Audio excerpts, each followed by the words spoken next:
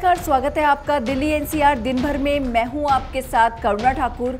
बात करेंगे दिल्ली एनसीआर की बड़ी खबरों की, लेकिन उससे पहले डालते हैं सुर्खियों पर एक नजर। दिल्ली में बढ़ते कोरोना के बीच बड़ी प्लाज्मा की डिमांड। दिल्ली के स्वास्थ्य मंत्री सत्येंद्र जैन ने लोगों से की अपील। नेशनल मीडिया सेंटर के पास मिली संदिग्ध वस्तु, मौके पर पहुंची डॉग स्क्वाड की टीम। दिल्ली ओखला में पानी की किल्लत से बेहाल हुए लोग, प्रशासन नहीं कर रहा सुनवाई।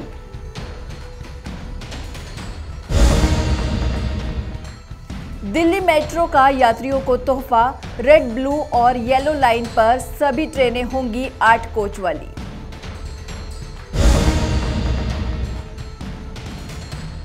दिल्ली में डीयू के छात्र पर कई राउंड फायरिंग, बाइक सवार बदमाशों ने वारदात को दिया अंजाम।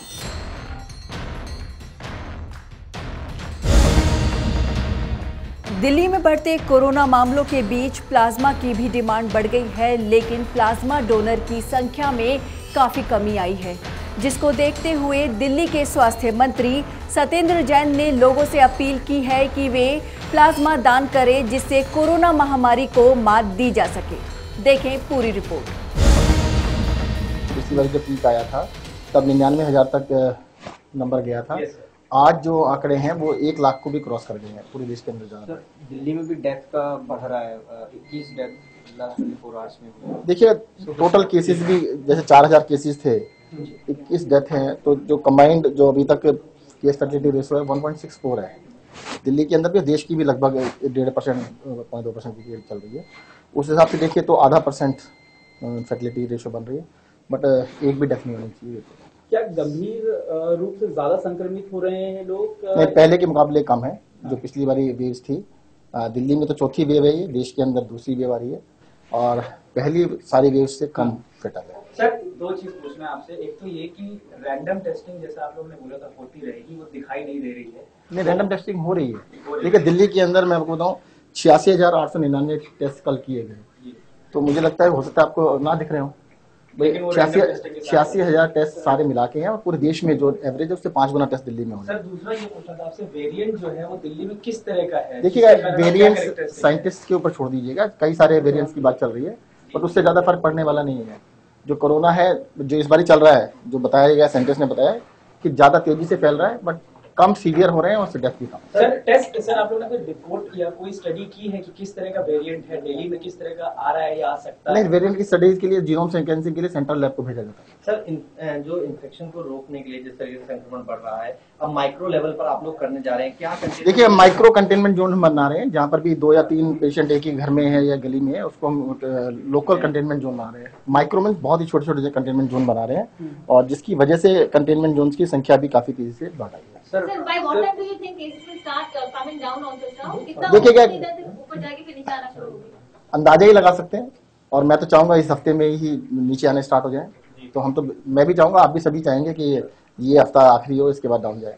ये साउथ दिल्ली में ज्यादा कंटेनमेंट जोन देखने के लिए मिल रहे हैं, तो क्या ये upper class, lower middle class, इस तरह का क्या वहाँ थोड़ा सा तो देखने में आ रहा है कि जो अपर मिडिल क्लास है और अपर क्लास है उसमें थोड़ा ज्यादा देखने में मिल रहा है। राजेंद्र नगर के स्कूल में भी मामला सामने आया हॉस्टल का, उसे लेकर क्या है, जहाँ पे छात्राएं जो है वो पॉजिटिव पाई? बताया गया प्रिंसिपल पॉजिटिव हुई, छात्राएं पॉजिटिव हुई। नहीं, देखिए केसेस मैंने बताया ना कि पूरी दिल्ली में 4,000 केसेज आए हैं, तो सब जगह से आ रहे हैं और पूरी दिल्ली से आ रहे हैं। लेकिन वहाँ लापरवाही दिख रही है, उसको मैं पता कर लेता हूँ। एक चीज ये है कि प्लाज्मा की मांग बढ़ गई है लेकिन डोनेशन लो हो रहा है। हाँ, इसमें करेंगे आप? मैं बिल्कुल अपील करूंगा, जिन लोग भी ठीक हुए हैं वो प्लाज्मा डोनेट करें। इश्यू क्या हुआ है कि पीछे 3-4 महीने से केसेस बहुत ही कम थे, इतने कम लोग थे कि जो एलिजिबल डोनर्स हैं वो बहुत कम है, और एकदम से केसेस बढ़े हैं। वो अचानक पिछले 15-20 दिन में, 25 दिन में बढ़े हैं। उससे पहले बहुत ही कम केस थे, और प्लाज्मा डोनेशन जो होता है वो ठीक होने के 15 दिन बाद कम से कम। सर, एक इम्पोर्टेंट चीज पूछना था, दिल्ली में क्या मेजर्स लिए जा सकते हैं अब? मतलब दिल्ली सरकार की तरफ से क्या मेजर्स लिए जा सकते हैं? दिल्ली सरकार की ओर से इसको कंटेन करने के लिए मेजर लिए जा रहे हैं। पूरे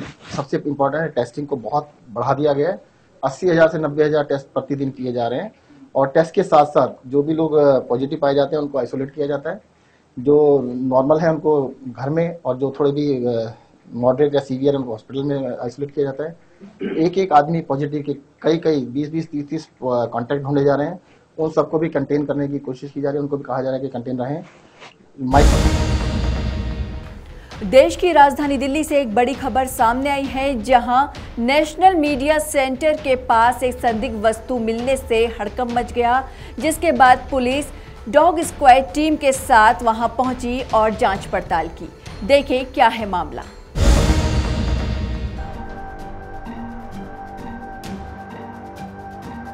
देश की राजधानी दिल्ली से एक बड़ी खबर सामने आई है, जहां नेशनल मीडिया सेंटर के पास एक संदिग्ध वस्तु मिलने से हड़कंप मच गया। इस संदिग्ध वस्तु की जानकारी मिलते ही पुलिस डॉग स्क्वाड टीम के साथ मौके पर पहुंची और जांच में जुट गई।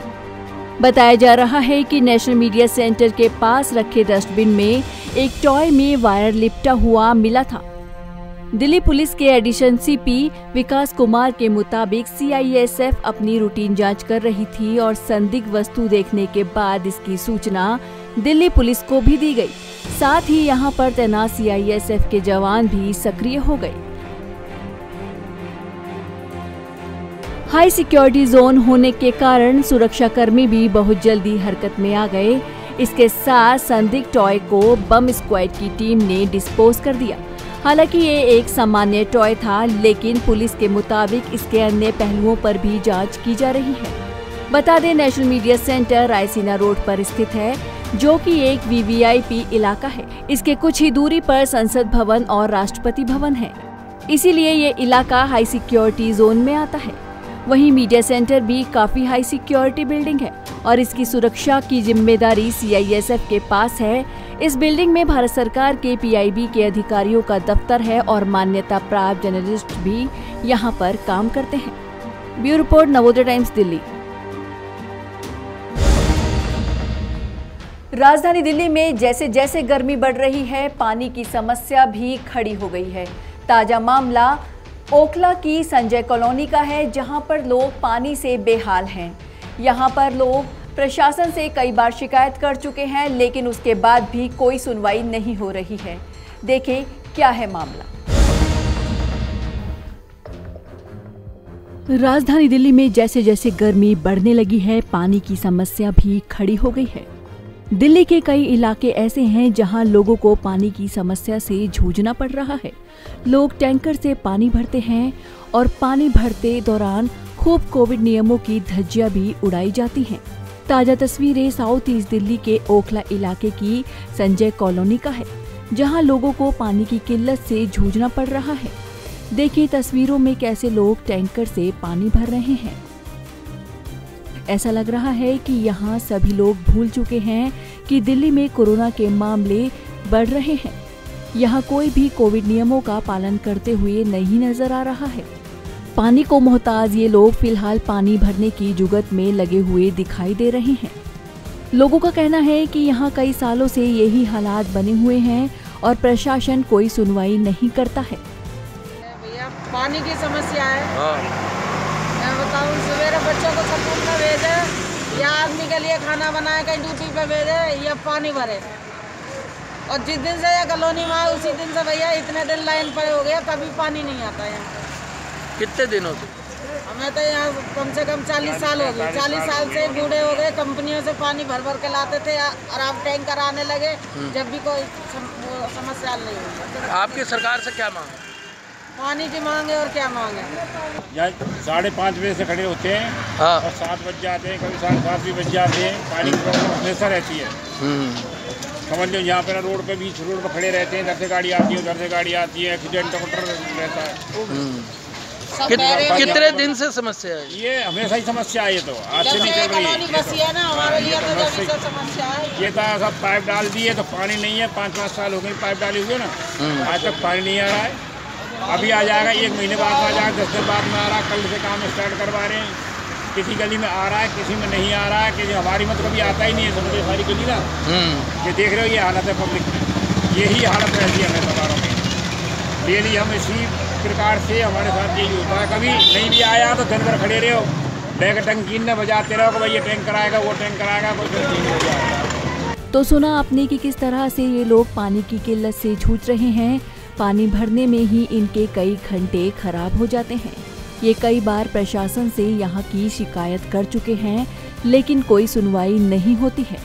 नवोदय टाइम्स के लिए करुणा ठाकुर के साथ राकेश सोनी की रिपोर्ट, दिल्ली।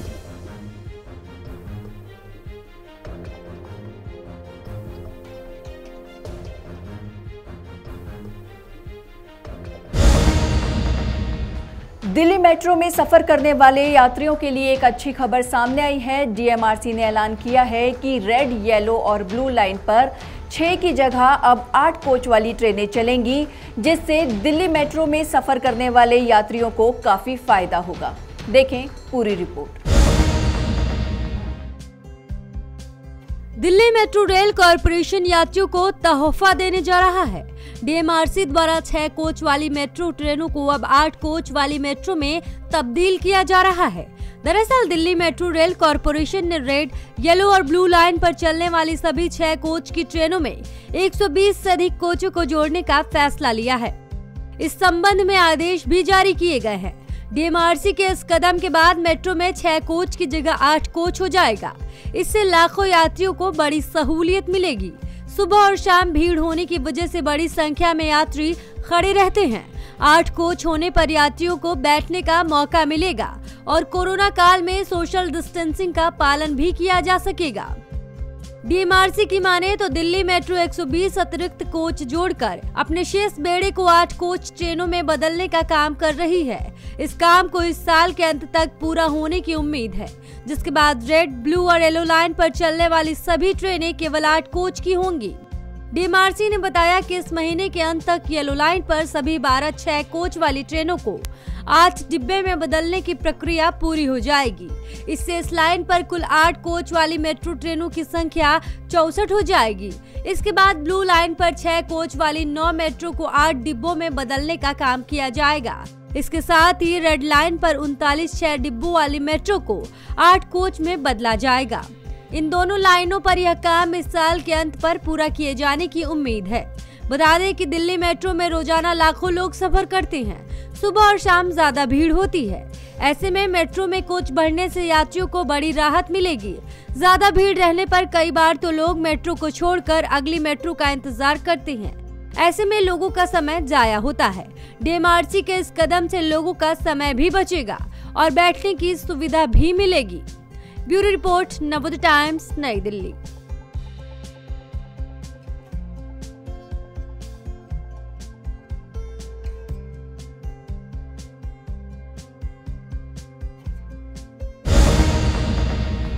राजधानी दिल्ली से एक संगीन मामला सामने आया है, जहां अलीपुर इलाके में डीयू के एक छात्र को कुछ बदमाशों ने गोली मार दी।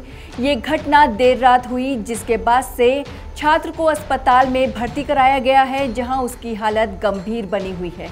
देखें क्या है मामला। दिल्ली में डीयू के छात्र पर कई राउंड फायरिंग। बाइक सवार बदमाशों ने वारदात को दिया अंजाम। गंभीर हालत में अस्पताल में भर्ती युवक।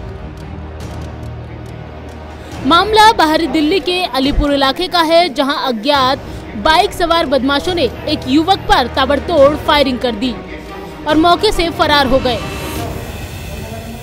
गोलियां लगने से युवक बुरी तरह से घायल हो गया। घायल युवक दिल्ली यूनिवर्सिटी का छात्र बताया जा रहा है, जिसे मौके पर मौजूद लोगों ने गंभीर हालत में ही अस्पताल में भर्ती कराया। इनके जी गोली मार के कोई, हम गली में खड़े थे तो हमने देखा कि जाके फिर हम इसको ले गए हॉस्पिटल। कौन है? स्टूडेंट है? स्टूडेंट है जी। कहाँ पे पढ़ते? सरदानंद कॉलेज में। कौन सी क्लास में? सरदानंद कॉलेज में, फर्स्ट ईयर में। फर्स्ट ईयर में। कौन लोग थे, किस चीज पर आए थे? बाइक पे आए थे जी, 3-4 लोग थे। हवा में फायर मारते हुए गए थे। कह रहे जो हो बस की तो कर लेना। तो इसको क्यों मारी, कुछ पता लगा? पता नहीं जी। कौन सी बाइक थी, कुछ लगा पता? डिस्कवर थी, पुराने वाला मॉडल। तो आप खुद ही लेके आए इसको हॉस्पिटल? पुलिस गली का ही लड़का था, मगर चलो ले जाते भाई। फिर फटाफट ले गए इसको। कितनी गोलियां लगी इसको? पता नहीं, 2-3 लगी है शायद, बताया नहीं डॉक्टर ने। मैं घायल युवक करण थापा अलीपुर के स्वामी श्रद्धानंद कॉलेज में फर्स्ट ईयर का स्टूडेंट है और मूल रूप से नेपाल का रहने वाला है। वो अलीपुर में ही रहकर अपनी पढ़ाई कर रहा है। देर रात खाना खाने के बाद जब वो टहलने के लिए निकला तब उस पर ये जानलेवा हमला किया गया। गोलियां लगने के कारण काफी खून बह चुका था। हालांकि गनीमत यही रही कि मौके पर मौजूद लोगों ने वक्त रहते युवक को सत्यवादी राजा हरिश्चंद्र अस्पताल पहुंचाया। युवक की हालत गंभीर है, लिहाजा डॉक्टर्स ने उसे बाबा साहेब अम्बेडकर अस्पताल के लिए रेफर किया है। मोहन साहब, क्या मामला था जो गन शॉट का है अपने पास? अभी हमारे पास एक करण थापा नाम से लड़का है, 22 साल उम्र है उसकी, और कहा गया उसे गोली लगी है, जिसकी एंट्री वुंड एक तो एब्डोमेन पे है और 2 पंचर वुंड बैक साइड पे भी है जी। ठीक है, अभी पेशेंट स्टेबल है। उसको जो लोकल मैनेजमेंट होता है वो हो चुका है, उसका इनिशियल मैनेजमेंट, और अब फर्दर मैनेजमेंट के लिए उसे हायर सेंटर ट्रांसफर किया गया है। सर, कहाँ से आया था और कितनी गोलियां लगी हैं टोटल? ये बताया जा रहा है कि ये अलीपुर से आया था और देखने से लगता है कि 3 गोली लगी है। स्टूडेंट बता रहे सर? सर, इसकी डिटेल तो मैं पुलिस जांच करेगी इसकी। पुलिस जांच करेगी उसके लिए। तो सर अभी हायर सेंटर रेफर किया गया? हायर सेंटर बाबा साहेब अम्बेडकर रोहिणी के लिए रेफर किया गया है, ट्रांसफर किया है। ठीक है सर। सूचना मिलने के बाद मौके पर पहुंची पुलिस ने वारदात की जगह से सबूत इकट्ठे किए और इलाके के सीसीटीवी फुटेज खंगाले जा रहे हैं ताकि आरोपियों की गिरफ्तारी जल्द से जल्द हो सके। हालांकि इस मामले में प्राथमिक जांच के दौरान पुलिस को पता चला है कि छात्र एक लड़की से चैट किया करता था और लड़की के भाइयों ने ही करण पर फायरिंग की है। फिलहाल पुलिस इस मामले की जांच हर एंगल से कर रही है कि क्यों इस छात्र पर हमला किया गया और इसके पीछे की असल वजह क्या है। दिल्ली से अनिल कुमार के साथ संगीता सिंह की रिपोर्ट, नवोदय टाइम्स। फिलहाल के लिए दिल्ली एनसीआर में बस इतना ही। बाकी खबरों के लिए देखते रहिए पंजाब केसरी नवोदय टाइम्स टीवी। मुझे दीजिए इजाजत, नमस्कार।